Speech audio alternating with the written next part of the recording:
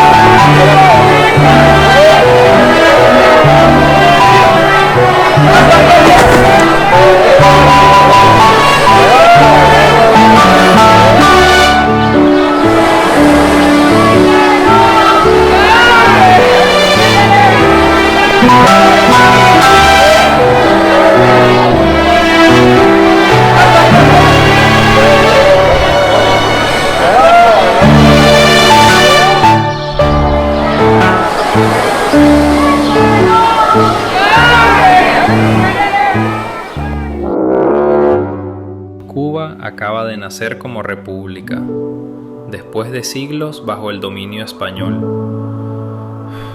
y de una guerra devastadora. El país intenta aprender a ser libre.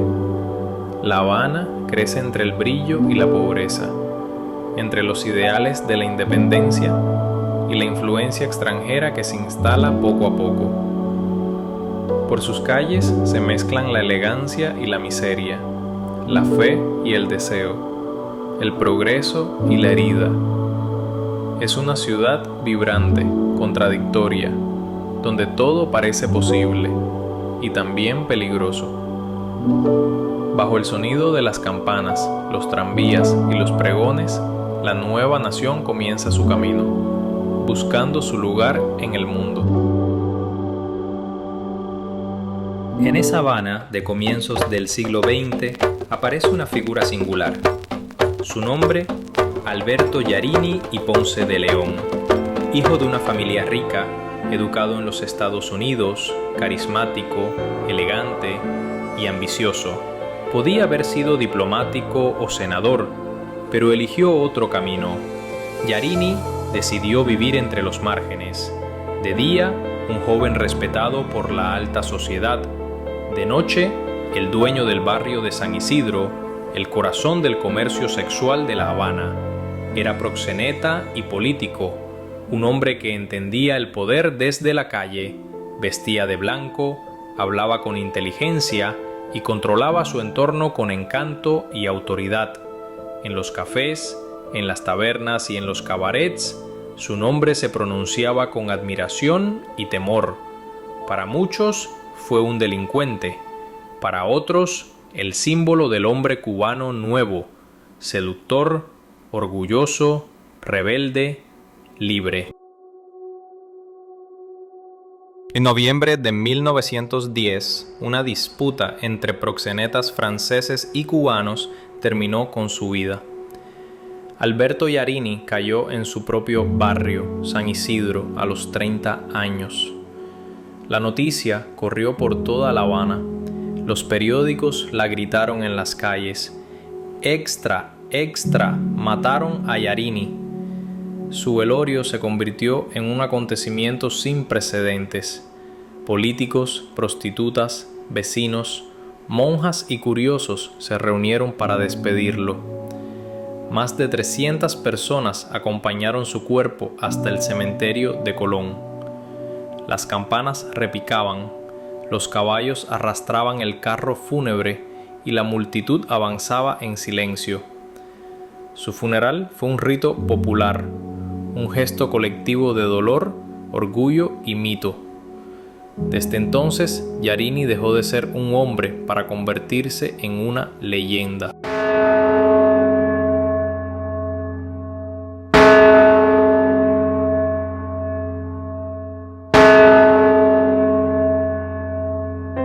Pero las leyendas no terminan con la muerte, regresan, porque encarnan algo más profundo, una fuerza que habita en todos los seres humanos. Carl Gustav Jung la llamó el inconsciente colectivo. A comienzos del siglo XX, el psiquiatra suizo Carl Gustav Jung propuso una idea luminosa y perturbadora. Todos los seres humanos compartimos una memoria profunda, un territorio invisible donde viven los símbolos, los sueños y las imágenes eternas. A esas figuras las llamó arquetipos. No son personajes inventados ni historias antiguas, son formas del alma humana, estructuras universales que atraviesan culturas y tiempos, y que solo se hacen visibles cuando una sociedad las reviste de cuerpo, de voz y de gesto. El arquetipo en sí mismo no puede verse, pero se manifiesta cuando una cultura lo llena de sentido. En ese instante lo inconsciente se vuelve imagen, se hace carne, palabra, movimiento. Y en Cuba, uno de esos arquetipos tiene nombre, rostro y destino propio: Alberto Yarini. No es solo un hombre de carne y hueso, fue una encarnación simbólica. En él se entrelazan 4 grandes arquetipos del inconsciente colectivo: el héroe, que desafía el destino buscando poder y reconocimiento, pero que termina cayendo víctima de su propio exceso; el amante, seductor y apasionado, movido por el deseo de poseer y ser amado; el rebelde, que rompe las normas, desobedece los límites y defiende su propio código de honor; y la sombra, el espejo oscuro de la conciencia, donde habitan la ambición, la violencia y el miedo. En Yarini, todos conviven en un solo cuerpo: el héroe que asciende y cae, el amante que conquista y se destruye, el rebelde que desafía la moral y la sombra que lo devora.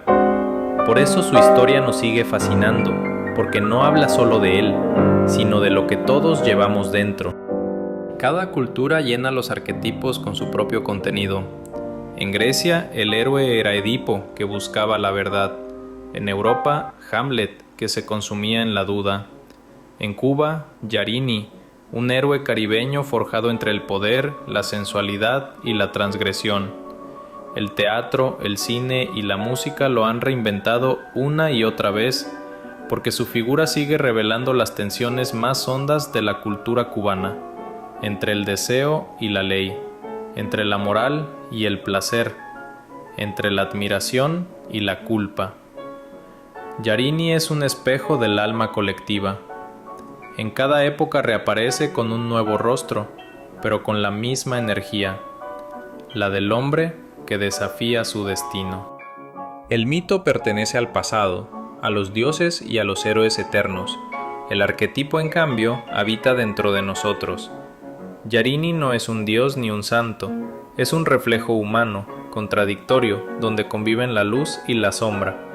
Su historia no se repite como una leyenda, sino que se reactiva cada vez que alguien la evoca. El teatro, el cine y la memoria lo traen de vuelta, porque su figura sigue hablando de lo esencial, del deseo que desafía la norma, de la culpa que acompaña al placer y de la eterna búsqueda de identidad de un país que todavía intenta reconocerse. Yarini sobrevive porque es una pregunta abierta, un espejo donde Cuba, una y otra vez, se mira para entenderse. El tiempo pasa, pero los arquetipos no mueren. Solo cambian de rostro, de ciudad, de cuerpo. Desde las calles de La Habana hasta las avenidas de Madrid, la figura de Alberto Yarini viaja como una sombra luminosa. Ya no pertenece solo a Cuba, representa algo más humano y universal. Porque en toda cultura existe ese mismo conflicto, la búsqueda de libertad frente a los límites del poder, el deseo que desafía la ley, la belleza que convive con la culpa. Mirar a Yarini es mirarnos a nosotros. En su rostro vemos nuestra propia fragilidad, nuestro deseo de libertad, nuestro miedo a la sombra. El espejo nos devuelve su imagen, pero también la nuestra. Y quizás, al mirarlo, comprendamos que todos llevamos dentro una parte del héroe, del amante, del rebelde y de la sombra, que su historia, como la nuestra, no termina nunca, porque sigue buscando la verdad en medio de la contradicción humana.